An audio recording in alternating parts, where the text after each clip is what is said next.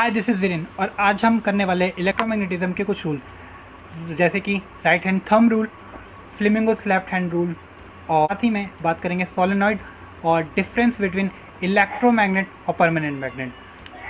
सो start करते हैं, let's buckle up. बात करते हैं राइट हैंड थंब रूल की। राइट हैंड थंब रूल बोलता क्या है? If you are holding a current carrying straight conductor in your right hand such that the thumb point towards the direction of current, then your finger will around the conductor in the direction of the field line of the magnetic field.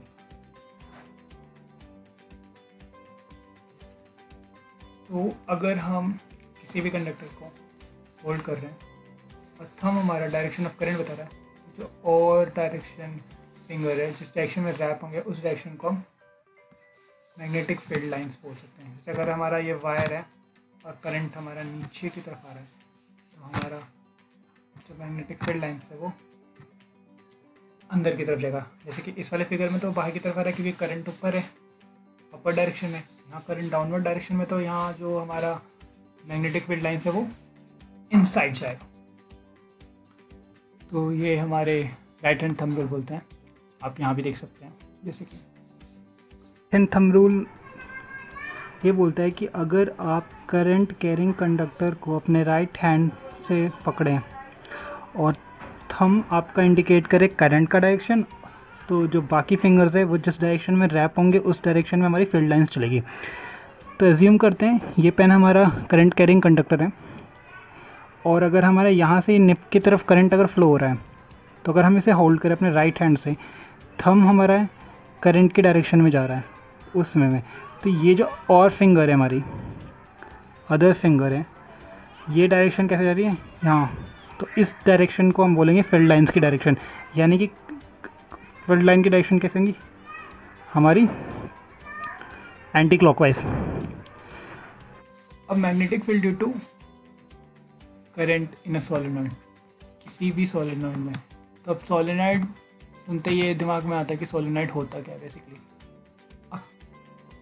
coil of many circular turns of insulated copper wire wrapped closely in the shape of cylinder is called solenoid। जैसे कि आप यहाँ देख सकते हैं कि ये बहुत सारे टर्न्स हमने दे रखे हैं, वायर को लपेट रखा है, तो ये सोलेनॉइड की तरह बिहेव करता है। जैसे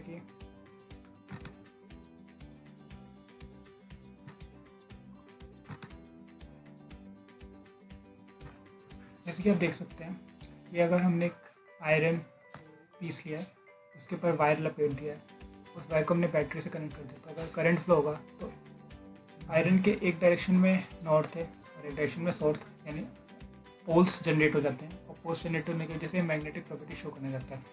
इसे हम सोलेनॉइड भी कहते हैं।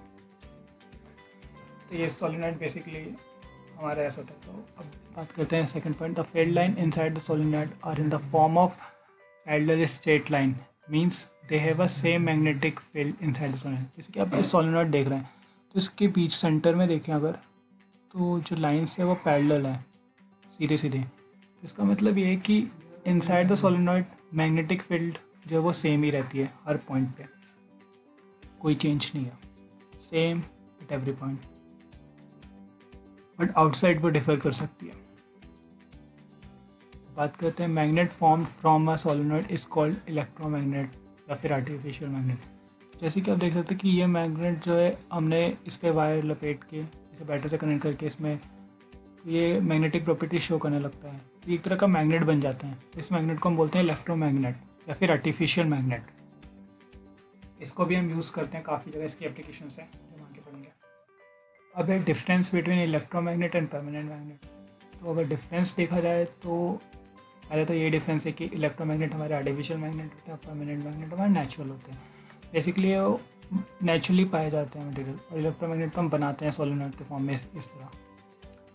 Strength of magnet can be control, but permanent magnet में स्ट्रेंथ नहीं कंट्रोल कर सकते हैं। क्यों? क्योंकि जो परमानेंट होते हैं वो नेचुरल मिलते हैं, जिस मटेरियल का वो बना होता है जितनी उसकी पावर होगी उतनी ही रहेगी, वो हम उसमें कुछ नहीं कर सकते, वो naturally.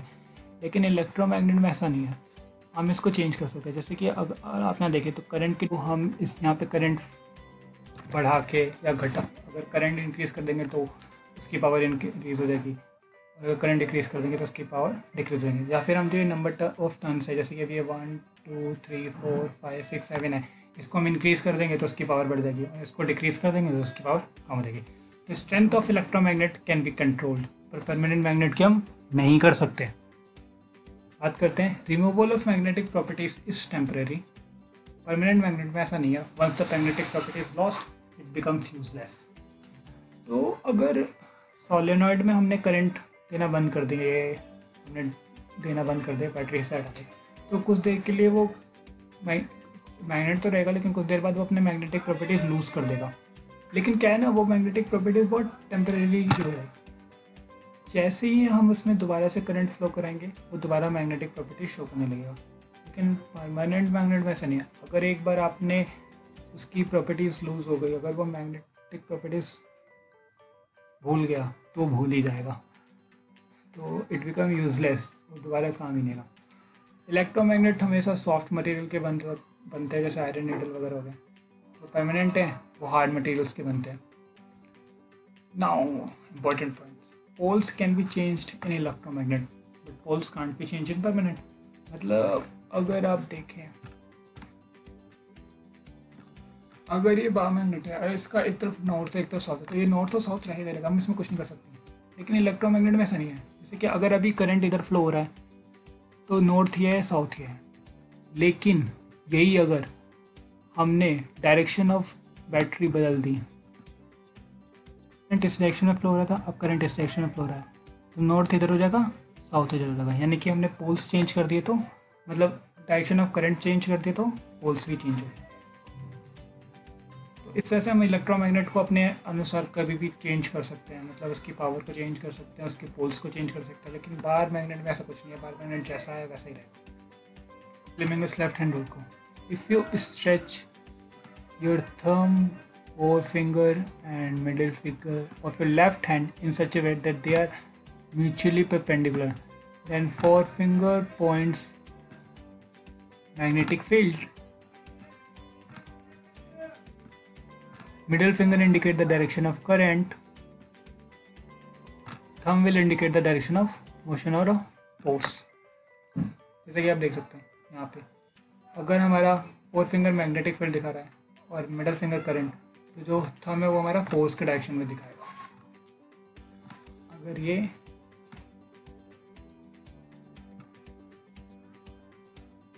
Four finger magnetic field दिखा रहा है, मिडल फिंगर हमारा करंट दिखा रहा है, तो थंब हमारा फोर्स दिखाएगा। जैसे कि आप ये ऐसे भी देख सकते हैं, मैंने प्रैक्टिकली दिखाया तो आप यहाँ देख सकते हैं। जैसे कि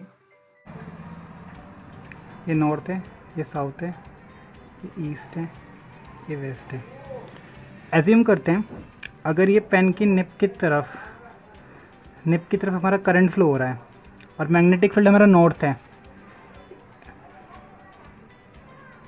तो हमारा फोर्स किधर लगेगा? तो मिडिल फिंगर हमेशा हमारा करंट की डायरेक्शन बताता है, तो हमने लेफ़्ट हैंड को लिया, मिडिल फिंगर हमारा किसको बता रहा है? Direction of current. Fourth finger हमारा मैग्नेटिक फील्ड को है, तो थंब हमारा इंडिकेट करता है डायरेक्शन ऑफ मोशन और अ फोर्स। तो ये अपवर्ड आ रहा है, आप हमारे थंब को देख सकते हो, ये अपवर्ड है, तो हमारा जो फोर्स है वो अपवर्ड लगेगा। ये बात करें कि हमारा मैग्नेटिक फील्ड है, वो इनसाइड द पेपर है, इनसाइड द पेपर है, करंट हमारा इस डायरेक्शन में जा रहा है, तो फोर्स हमारे किस तरफ लगेगा? नॉर्थ में। और आई होप आपको फ्लेमिंगोस लेफ्ट हैंड रूल समझ में आया। फॉर एनी करियर, अगर कोई भी करियर तो कमेंट बॉक्स में आप कमेंट करके बता सकते हैं, और साथ ही साथ आप हमारा फेसबुक पेज और ग्रुप ज्वाइन कर सकते हैं, लिंक डिस्क्रिप्शन बॉक्स में दे रखा है। और मैंने इलेक्ट्रिसिटी का पूरा कंप्लीट हैंड रिटन नोट्स डाला हुआ डिस्क्रिप्शन बॉक्स में, तो आप वहाँ से प्लीज़ डाउनलोड कर लीजिएगा। साथ ही मैंने कुछ सॉल्व और अनसॉल्व न्यूमेरिकल्स भी डाल रखे हैं, तो प्लीज़ आप वहाँ से देख लीजिएगा और डाउनलोड कीजिएगा। अनसॉल्व न्यूमेरिकल्स ट्राई करना सॉल्व करने की, अगर कोई भी क्वेरी आती है तो प्लीज़ आप कमेंट कर सकते हैं। जानते हैं हम every Tuesday, Thursday, Saturday videos लेके आते हैं, तो ध्यान रखिएगा। So please like and subscribe कर लेना यार अगर नहीं किया है तो। और